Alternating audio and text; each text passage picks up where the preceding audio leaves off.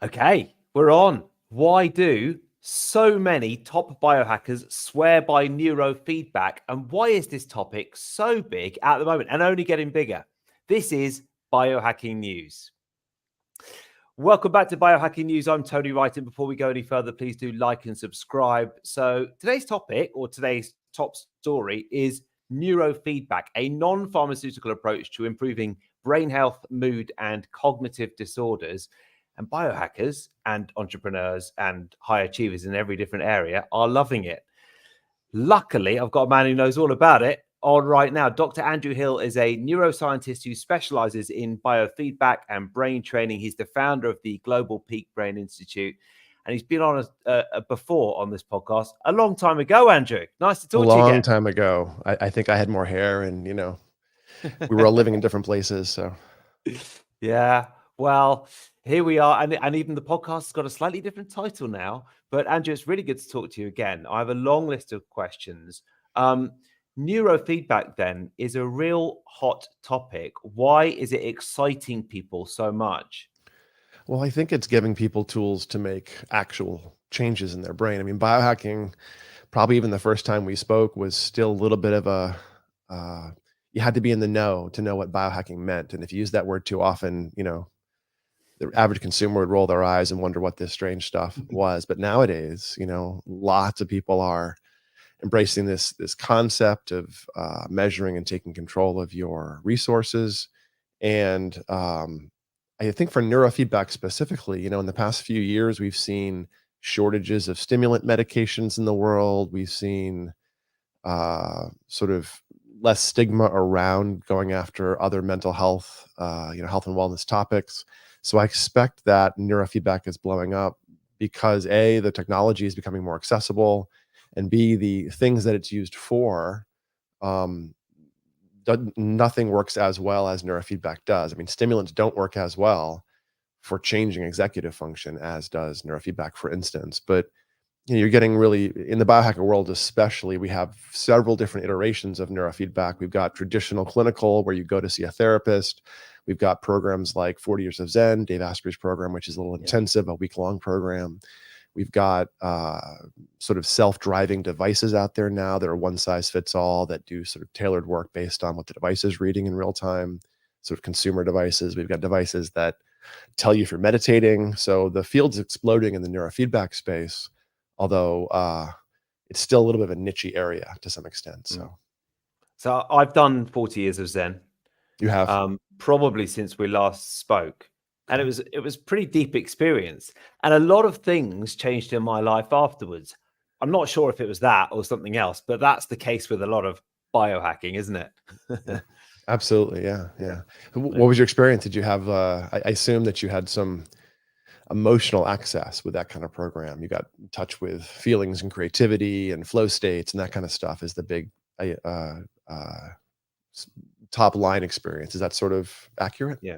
I did it at the start of 2018, and I was going through a huge amount of life change at a time, some addiction therapy, and also I just met my partner, who's now my wife. Oh, wow. And the whole thing came at such a perfect time because I was already going through all this sort of life change. And for an amazing week, I was able to sort of tap into all of that. And then alongside the neurofeedback, we had sort of therapists working through in a sort of group setting, our discoveries and sort of revelations afterwards. So that was excellent, really. I guess it probably would be worth just explaining to people exactly what it is and how it works. It's a non-pharmaceutical approach to improving brain health, mood, and cognitive disorders. As you said, biohackers can use it, entrepreneurs. There's a real creative benefit to it. But what exactly is it? And I'm interested especially in what you do with your institute as well. So neurofeedback is training the brain waves, training the EEG typically. You can do neurofeedback on things like blood flow or other features in the brain, but generally when we talk about neurofeedback, we mean biofeedback on brain waves.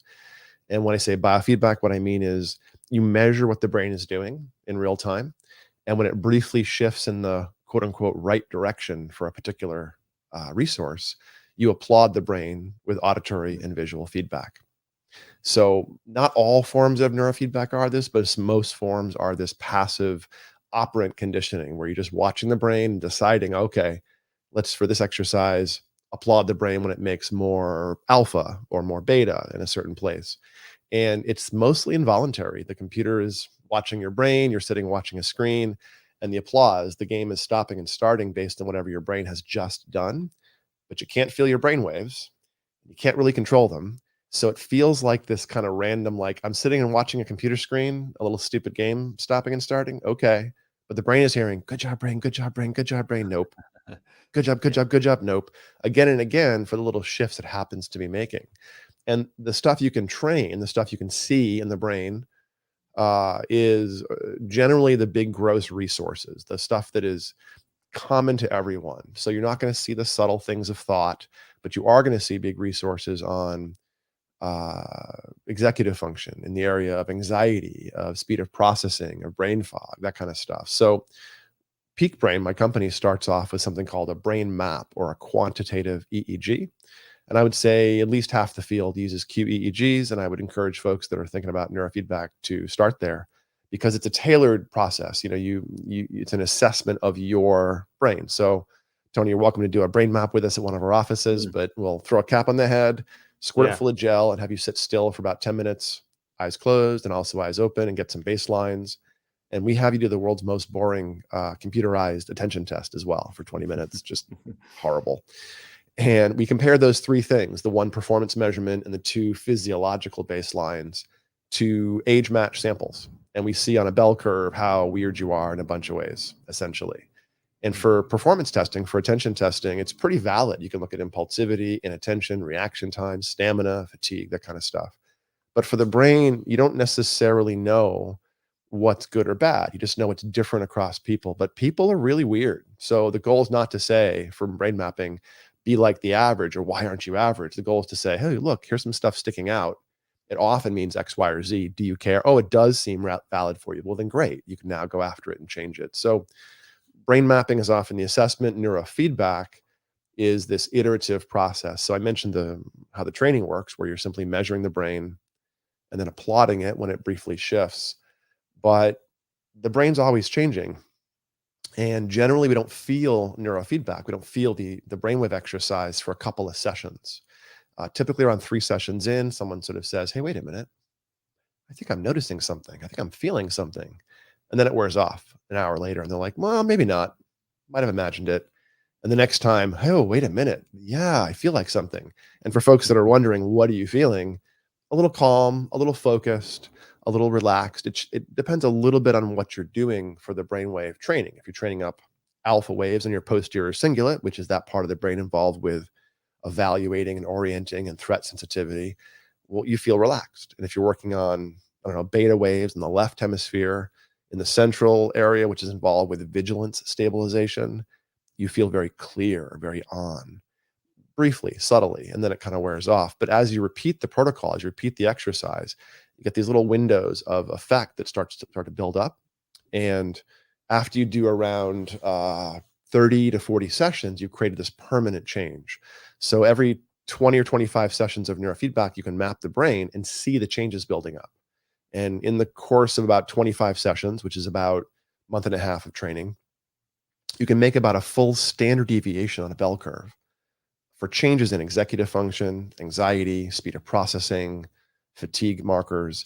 And of course, the data changes, the performance changes, and your experience also changes Mm. along with it all. So Wow. you can gradually learn to change resources that are often things that are somewhat silent or invisible. I mean, we're used to working on our muscle mass, bone density. Even the subtle biohackers will look at lipid panels and look at the blood species and figure out, maybe some methylation analysis to dial in some B vitamins. Well, you can also look at your speed of processing as your alpha waves and the amount of impulsivity you have and how deep your sleep is and how much brain fog you're carrying around. And that old concussion you got in high school shows up. Mm. So you can start to unpack and demystify the stuff that's inside this little basket we're carrying around, these 3 pounds of jelly. And we often don't realize to what extent you can actually see this stuff. You can see executive function features in the brain at rest. You can see a lot of anxiety features really clearly.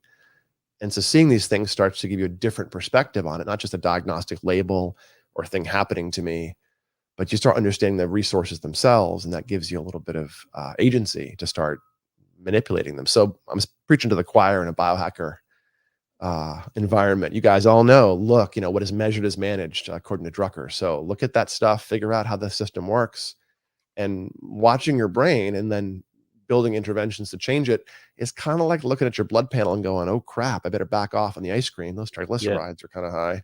And so you have this opportunity to start iterating through change. And brains change somewhat slowly, but they do change faster than bodies, which is kind of cool.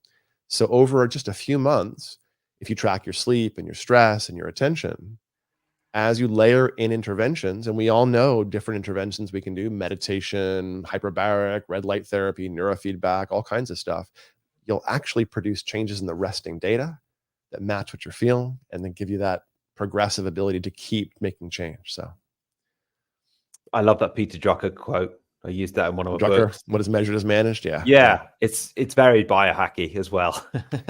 and that's exciting when you can start to. I noticed you were wearing an Oura ring there. Yep. Do you notice any differences on the Oura ring stats after using it? Absolutely. Yeah. You'll find anyone that does neurofeedback will find that every neurofeedback provider asks all kinds of questions every day about sleep. And half the time folks are like, my sleep's fine. I don't have any problem with my sleep. I'm here for focus or for trauma or for drinking or something. Yeah. But when you exercise the brain, the sleep flexes. Kind of like you go to the gym and hit it hard. The next day you're like, oh, hey, wait, I feel something in my shoulders. So you have this opportunity to watch changes in sleep, depth of sleep, changes in dreaming. Sometimes you get really improved onset of sleep, or you get improved maintenance of sleep.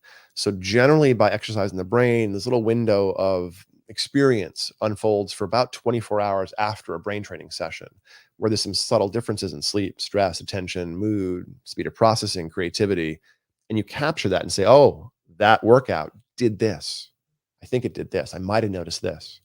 And then that gets you to the place where you can adjust. You can try something different and get a slightly different effect. So it becomes very sort of like a good personal trainer. You iterate, you move through testing things, you meet the goals where they are, you adjust as the person changes, you adjust day to day a little bit. But over time, you can create this lasting change, good, stable change, especially in things like executive function and anxiety, which are huge features. And on the sleep question, I have a whole rant on sleep tracking for biohackers.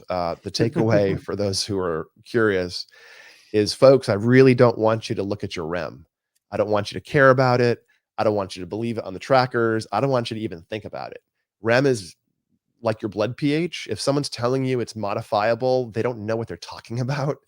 And you can't change that much without you dying, essentially, without you becoming full batshit crazy. REM dysregulates as you become fully psychotic. Yeah. But REM can't be measured that well. Yes, the Oura Ring and the other trackers say have a REM number. It's not a valid number. Deep sleep, valid number generally. So if you look at the total sleep amount, which pretty valid, and the deep sleep amount, which is valid on these trackers that use infrared, now you're getting actually metrics that matter. And what's more important about deep sleep is it changes day to day based on your behavior. REM doesn't change. The brain regulates it and keeps it, makes enough of it. It asserts the REM, if you will. But deep sleep is a flexible resource. So if you work out too late at night, it drops. If you fast before bed, it goes up. If you have better exercise, or you're better in training with the circadian rhythm, you're hitting morning light, you're not eating at the end of the day, you're having morning activity, then the deep sleep starts to enhance. And when you do some training the brain based on where you train, you can kind of put your thumb on the scale and go, aha, oh, look at that. Deep sleep doubled last night. Interesting. Or, ooh, your deep sleep was not that great last night after that protocol. And you can learn from the flexing of the brain after the workouts, what you're doing and how it lands, and then gradually iterate. So yeah, deep sleep is a huge feature that I encourage everyone to track and manage. I mean, yeah, I'm wearing an Oura Ring because it's sort of the Cadillac of sleep trackers. There's a couple out there that I like, but for a while I had both hands from wrist to elbow, both arms covered with sleep trackers for a few months, because all my clients were like, hey doc, I'm doing this with this sleep tracker. Oh, I don't know that one. Oh, and I have this sleep tracker. I don't know how that data is. Okay.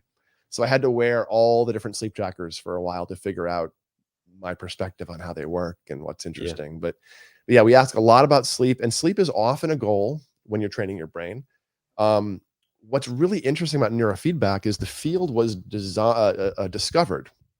The field of neurofeedback was discovered because of manipulations of a sleep component in the brain. There's a brainwave called sensory motor rhythm that we use to do things like sit still and relax and focus, but also to stay asleep at night when a car goes by and you don't have to wake up because it's not threatening. There's a burst of waves that keeps you asleep. And that same brainwave is also used to sort of start the process of memory consolidation as you go into deep sleep. So this one frequency, SMR, sensory motor rhythm, it also eliminates seizures. It makes the brain resistant against seizures, and it also makes you not impulsive. It helps you pump the brakes if you wish to sit still or not be distractible. So we get huge changes in sleep because we're training SMR waves, but we also can kind of dial in sleep changes if you wish. And I would say if your sleep is not optimal, and most people when I meet them, their sleep is not that great, and you can see the evidence in the brain in real time. You can see the drag and speed of processing. You can see the brain fog. You can see the sluggish thoughts in, just looking at how fast the brain waves are. But as you train the brain with these beta waves and get a better regulated person, yeah, their anxiety, their executive function, their athletic performance, their creativity, whatever it is, goes up very strongly subjectively. But sleep changes dramatically. And most people have this interesting experience doing neurofeedback where first their sleep gets shorter. It goes from like 9 hours of crappy sleep or 8.5 hours or 8 hours of crappy sleep. They don't feel great. They're never rested. They can't fall asleep. They can't stay asleep. Mm. They wake up tired, to suddenly sleeping like 6.5 hours and feeling great. So I start getting reports about 3 weeks in. Yeah, I'm not sleeping very much, but I feel really good. This is weird. And what's happening is the sleep architecture has fixed itself. And the brain's like, oh, we're getting our normal amount of resource build up now in 3 sleep cycles instead of Mm. 5. Let's stop at 3. And the person's like, I feel okay, but I got up at 5 instead of at 8. What's going on? And then a few more weeks of that, and the brain will stretch back out into a slightly longer sleep state. And you get really interesting effects on sleep when you're doing neurofeedback. Most people get a really active dream effect, where a Mm. few weeks into neurofeedback, you start having really vivid, really vibrant, story driven, plot driven, character driven dreams where you're on a journey, you're exploring environments. These are Wow. signs of learning, signs of plasticity. And it's pretty common to have I had a travel dream last night. It's when you're doing neurofeedback. And I think it's because the place cells in the hippocampus are involved with exploring environments and encoding environments. And they're one of the biggest generators of plasticity in the brain, period. This is why things like exercise and exploring environments have an antidepressant effect because they bring up plasticity so strongly. But the place cells explore environments. It's one of their biggest job. Remember where you've been, notice an environment, know that you've been here before. And I think that's why we're getting travel and exploratory environment type dreams when doing neurofeedback, because we create such a strong plasticity boost. The brain's just trying to figure out, what to do with it. And there's Mm. good evidence on this. One single session of neurofeedback, a single session creates a plasticity effect you can measure for 24 hours, a very strong plasticity boost, stronger Wow. than most things you can measure. So it's a very reliable way to get in there and to shape some of the change you'd like to make in sort of a strategic and almost controllable way, which is kind of cool. I didn't realize we were going to talk about sleep as much as we have. As you know, this is a podcast. We sort of cover everything that's been going on in the biohacking world Mm. and news generated by biohackers. And I've been saying the last few weeks, I've got a feeling I'm going to be talking about Brian Johnson quite a lot on this podcast. And he posted something this week. He said, a reminder that your bedtime is your most important appointment of the day. Respect yourself and be on time, which I actually loved. And I've got a bit of a confession to make. I'm sort of starting to quite like some of the tweets that Brian Johnson is posting. I'm actually quite liking his content. I didn't think I would, but are you following him? Little bit, little bit. I certainly believe in that perspective. I tell my clients the time to sleep in is the start of the night, and I tell parents of clients, don't worry about their bedtime. Teach them about the sleep urge, the experience of, feeling tired at night, and lock in your wake time. The wake time is rigid. The only circadian, like all the again, killing biohacking sacred cows here maybe, but REM doesn't matter. Light doesn't matter that much. All you guys that have your blue blocking glasses on, I'm sorry, but it's not that impactful. And it might Really? even be doing some harm. Um, all the Wow. literature, all of it on light suggests that morning light and not evening light is the important one.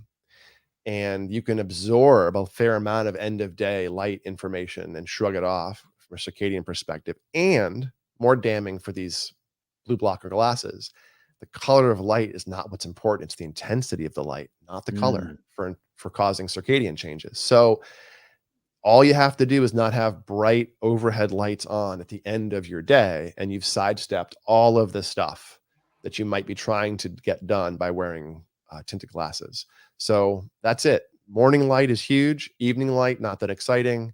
Your bedtime, not that exciting. The number one exogenous cue, number one cue for when our body knows what time of day it is food, not sleep, not light, not activity, nothing. It's food. So eat in the right. time zone you want to live in, go to bed early.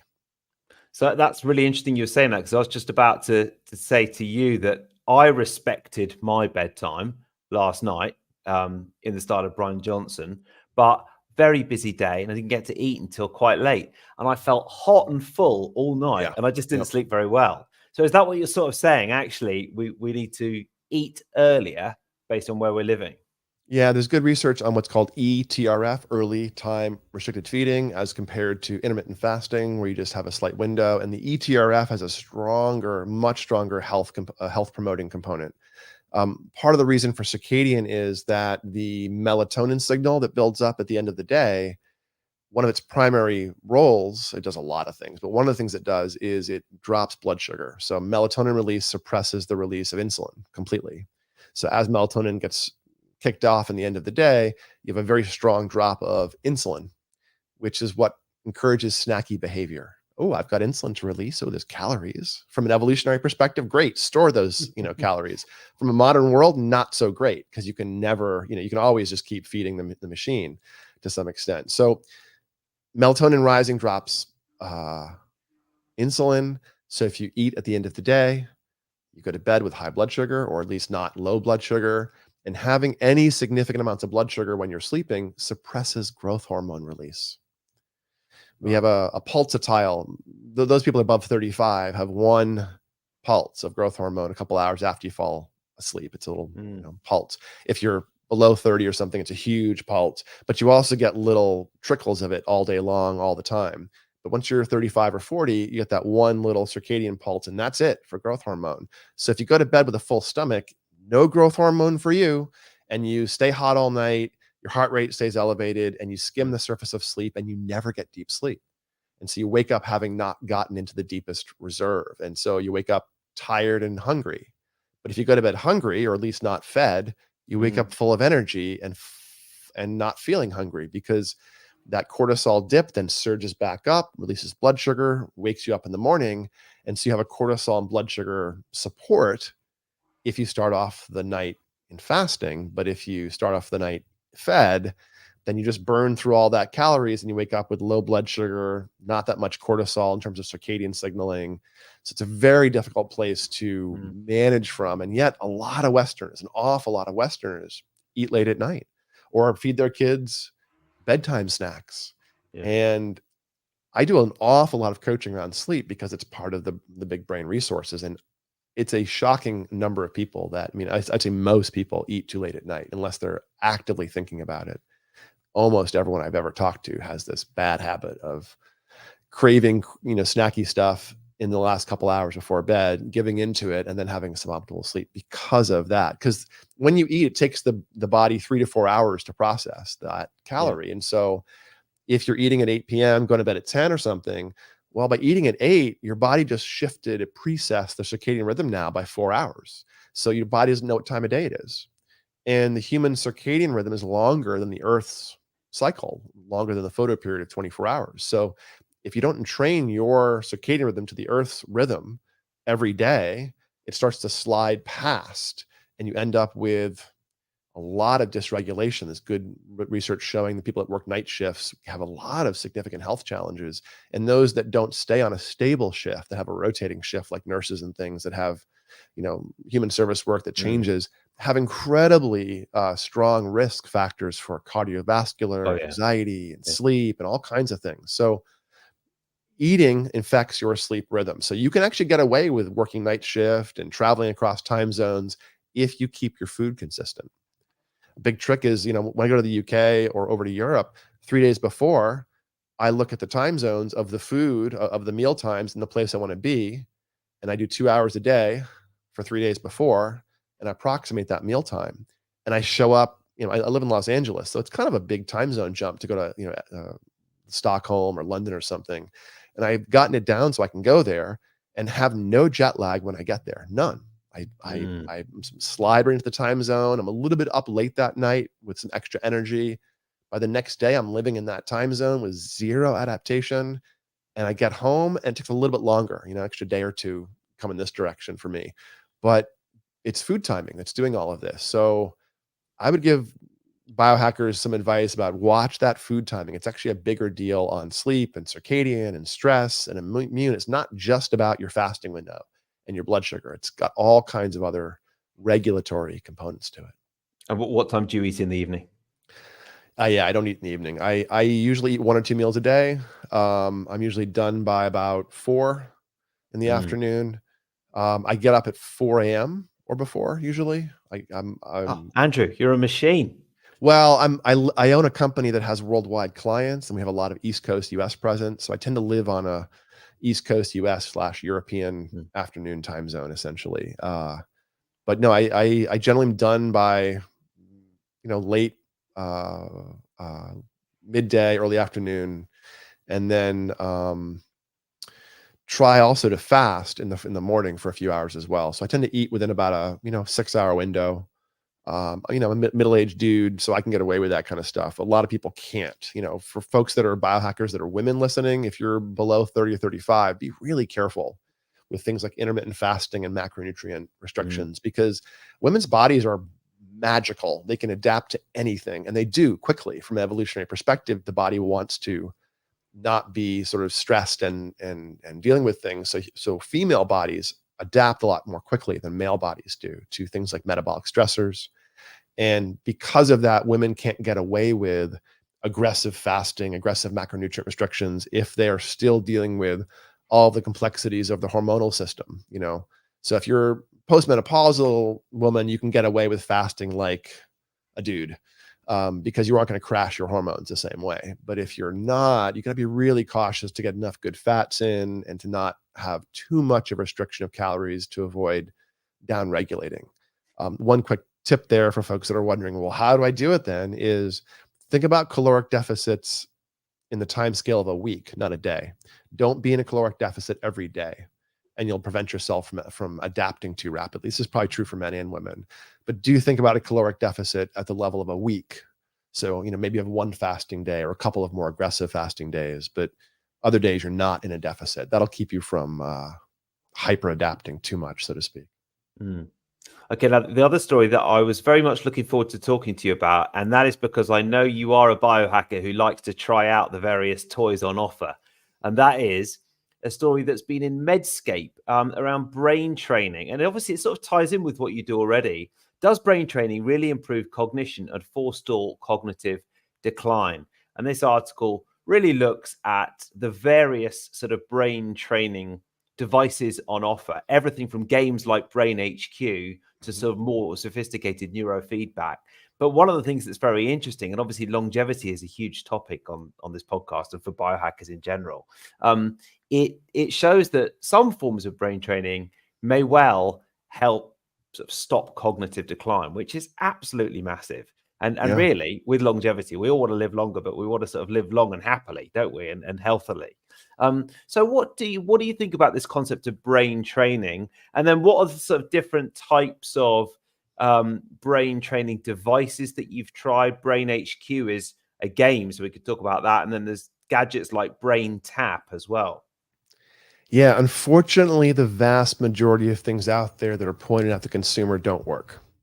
And they're Ah, based on iffy science and or it's all sizzle no steak. It's all marketing without any real backstop. That includes all of the binaural beat technologies, one of which you just You mentioned. joke. I've got binaural Doesn't beats. work. I love binaural Doesn't do beats. a damn thing. I don't It's believe you. I meditation. love binaural beats. And because you're meditating during it, that's why you like it. It's giving you an opportunity and a focus on which to anchor your meditation. Binaural beats do not change the brain. They do not create the Ah, frequency they say on the tin. It does not do what it says in the tin.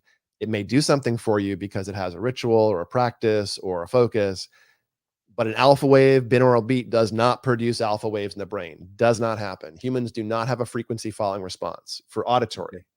There is some evidence we do light entrainment differently, but all of the claims are completely not backstopped by any of the tools out there. And those devices, I would say, really think about your goals, not so much what the best device is. I get asked all the time, what's the best neurofeedback device? There's no such thing. You can use any devices reasonably any device if you know what you're doing and get the effects you're looking for. Like I can get you in shape with an Equinox, Nautilus machine or a kettlebell or resistance band or swimming Mm, or calisthenics or yoga, and you'll be in shape at the end of it either way if I know what I'm doing with those tools. But if I don't know what I'm doing with those tools and buy you a kettlebell and have you go out in the backyard and throw it around, you get hurt. So it's really about how you use these things. And unfortunately, because the brain's somewhat complex, we end up with tools in the marketplace that try to simplify that complexity. And they do it by essentially having no power, no efficacy.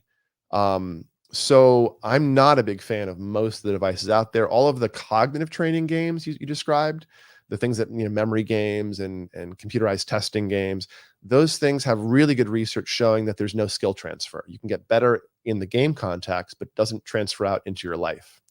Um, very, very, the sitting and doing Sudoku or crossword puzzles or that kind of stuff, it might have some small impact, but probably not. You know what will have an impact?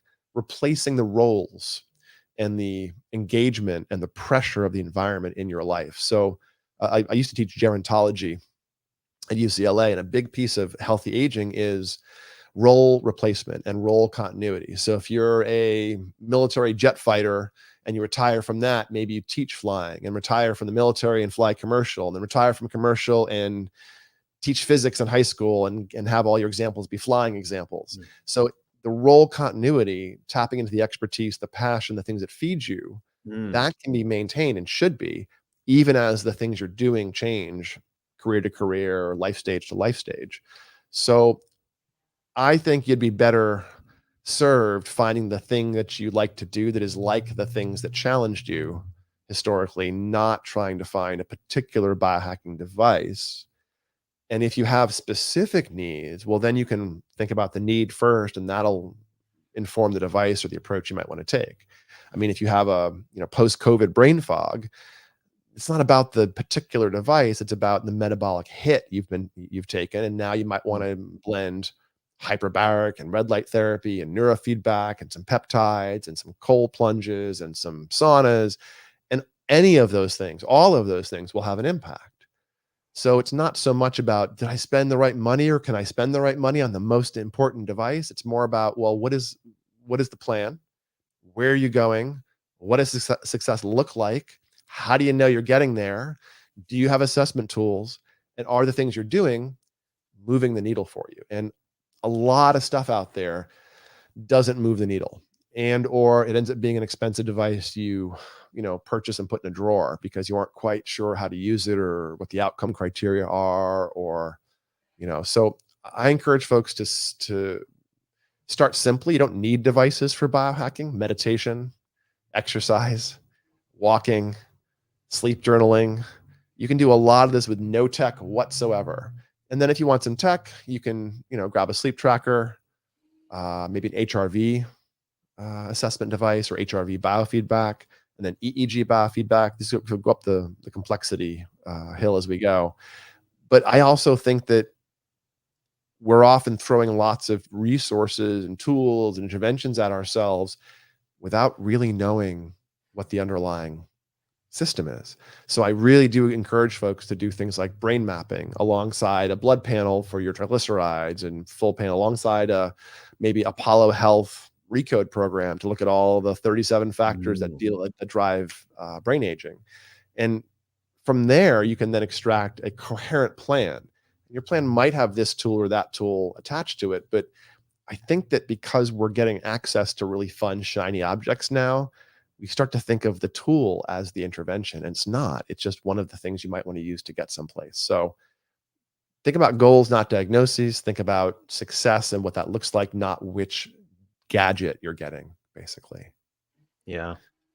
Disappointed about the Sorry. binaural beats. No, binaural beats are nonsense, sadly. And now, not that you aren't getting something out of using a brain Yeah. tap or a bot or something else, but it's producing an environmental stimulus you can then anchor to with your mind. So I'm pretty sure that all those things you're doing is giving you an opportunity to meditate.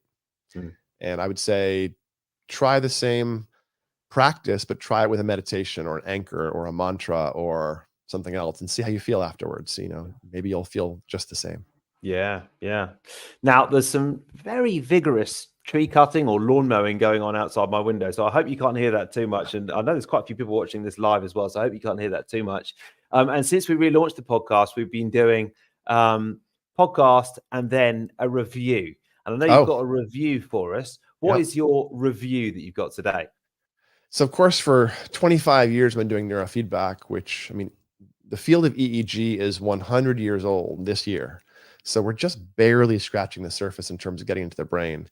But the neurofeedback process of tuning the electricity is actually really, really complex. So I often use other tools alongside it, things that do blood flow, either measurement and biofeedback or stimulation. So I use tools called hemoencephalography and FNIRS, like the Mendy. But these days, I've been really getting into a device called the Neuronic, which is a white plastic headset that's full of LED lights. And the lovely thing about the Neuronic is you can do sustained red light therapy, photobiomodulation for sort of mitochondrial boosting across the whole brain. You can do targeted regions, which is kind of fun with the Neuronic. But more importantly, what I'm really getting excited about is using brain mapping to find things in a brain that might be a little iffy or quirky, and then using the red light therapy in a pulsed way. So I'm saying light entrainment seems to be a little different than auditory entrainment. Light entrainment, red light pulsing, seems to create some response in the brain. So we're still just barely getting into it. I hear you.